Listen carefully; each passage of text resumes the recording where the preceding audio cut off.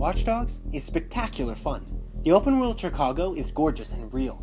The hacking gameplay adds a depth to an already fantastic open world action title. And how about those minigames? There are so many awesome minigames to choose from. Of course, being the first in a hopefully long and prosperous new video game series, Watch Dogs is not without its flaws. But from the look of this game, this series has tremendous potential. The graphics have been criticized left, right, and center due to the incredible graphical quality of Ubisoft's Watch Dogs E3 2012 demo. I find this to be a little bit ridiculous. The graphics on the PS4 are quite beautiful.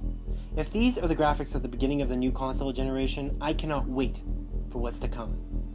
The draw distance is amazingly far. Draw distance has got to be the most important graphical element in a video game because it can make or break the immersion in a game. In Watch Dogs, buildings and cars can be seen from miles at pretty impressive detail. A fascinating amount of work also went into the animations for the Watch Dogs. The way the main character, Aiden Pierce, walks down the street with his hands in his pockets or free runs over a fence looks as realistic as can be. The aesthetic of the game really is beautiful, and I don't care what the haters say. But what about the Watch Dogs plotline? Was the impressive visual quality of the game a smokescreen for a lackluster story? I say most definitely not. I love the Watch Dogs story. In the game, you play a hacker by the name of Aiden Pierce. Pierce used to be a hired gun before a job went south and his niece was killed as a result. Watch Dogs is a story of vengeance. Pierce will stop at nothing to see what the men responsible for his niece's death brought to justice. Throughout the story, we see a plethora of incredibly well-rounded characters. Where the hell you been? What? He's talking to me. Clara Leal is my favorite character by far. She is a sort of puzzle for the player. Who is she? And why is she helping Aiden? The hacker T-Bone and fixer Jordy Chin are great comic relief characters. The villains in the story are also extremely interesting as well. Neither Lucky Quinn nor Iraq are your typical villains, and they each have an interesting backstory that comes to the forefront as the game progresses. I have two criticisms of the story in Watch Dogs. The first is about the character of Aiden Pierce. I actually enjoyed Noam Jenkins' portrayal of Aiden. Pierce is emotionless throughout the game because he bottles up his emotions. This bottled up emotion looks to be ready to explode at any moment, and I actually like this tension. My only critique of Aiden is the way he reacted to the scene near the end of the game. To avoid spoilers, I will refrain from telling you which scene exactly, but if you've played the game, you should know the scene. Aiden basically does not react during the scene, and this frustrates me a little bit. It would have been a perfect opportunity for Aiden to let out his bottled emotions in a fit of despair. I don't know why Ubisoft did not jump at this chance to let us have a peek inside of Aiden Pierce's soul. An opportunity missed. My second criticism has to do with the side missions in the game. The main story is incredible, but the side missions have no substance to them, and they are sadly a drag. The side missions don't have any cutscenes, and they feel more like levels than part of Aiden Pierce's journey as a vigilante. For instance, the human trafficking investigation is started in the main storyline in a very compelling way, with fascinating cutscenes, but is finished as a lowly side mission.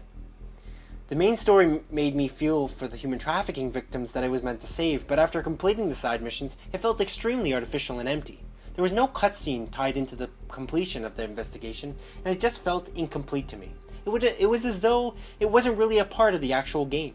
In Rockstar's Grand Theft Auto 5, every side mission has interesting cutscenes. The side missions don't simply feel like filler.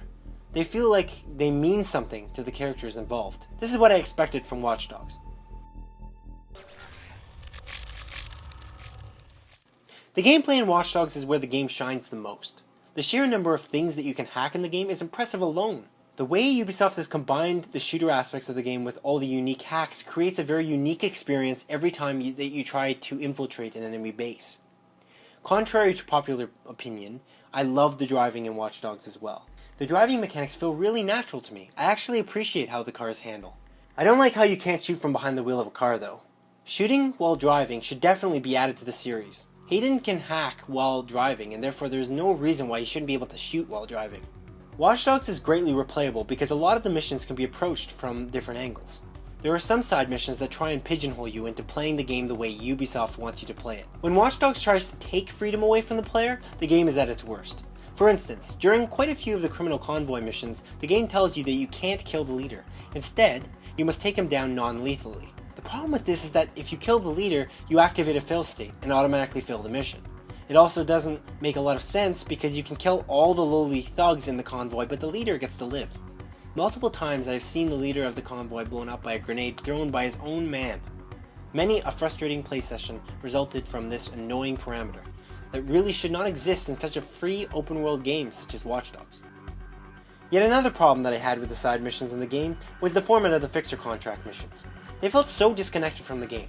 The way they were implemented made them feel more like a mini-game than anything else.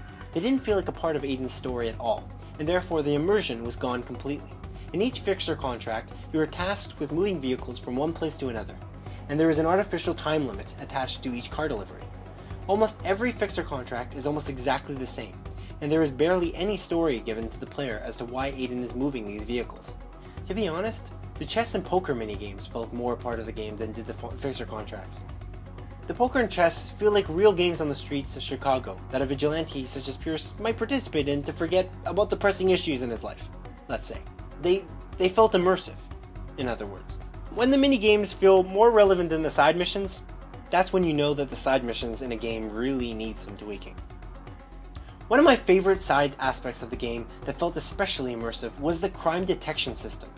I loved playing vigilante and stopping criminals from committing crimes before they could act. The crimes are all slightly different as well, which is nice. My only criticism is that when you try and stop the crimes non-lethally, it always ends in the same tedious foot chase through the city. The foot chase wouldn't be so bad if it took more player effort to have Aiden run. I really love the way running is implemented in Grand Theft Auto 5. By getting the player to continually hit the X button in order to run, it makes the player feel like they are really in control of the character as they try and catch someone. A running system similar to GTA 5 would be a welcomed addition to the next Watch Dogs game.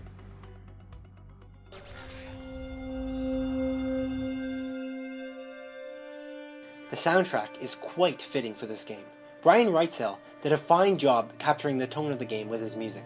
The use of electronic sounds in a game about hacking was clearly a great choice. One of my favorite video game soundtracks is the soundtrack in the original Donkey Kong Country for the Super Nintendo. The way the music picks up as you get through a level in Donkey Kong always makes one feel like a true adventuring hero. In Watch Dogs, Wrightsell has done a similar thing with his musical score. As the main story missions progress, the music picks up epically. Aiden Pierce feels more and more like a badass as missions progress, because the soundtrack of his life gets more and more awesome. Watch Dogs is a spectacular open-world experience. The hacking and gunplay are an incredible combination. The music is fantastic. The story felt unique, and the characters were all extremely interesting. The side missions, on the other hand, felt a lot like game filler. And hopefully, Ubisoft learns from this mistake the second time around. Overall, the game is extremely fun to play, and I cannot wait for the second installment of the series.